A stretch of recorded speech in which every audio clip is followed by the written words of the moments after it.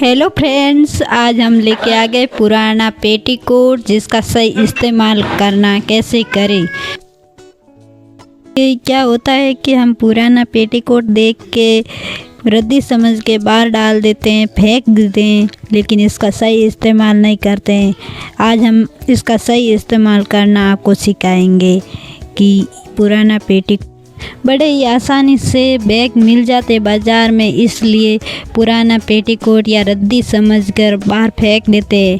लेकिन ये पुराने कपड़े होते हैं जो रद्दी होते हैं, उसको हम कहीं पे भी डाल देते हैं।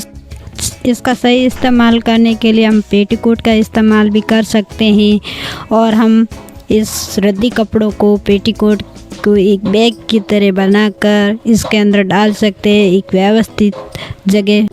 जैसे हम इसके अंदर कंबल भी डाल सकते हैं, मौसम चेंज होता है वैसे वैसे बस्तर भी चेंज कंबल भी इसके अंदर डालते हैं, तूचा भी डाल सकते हैं।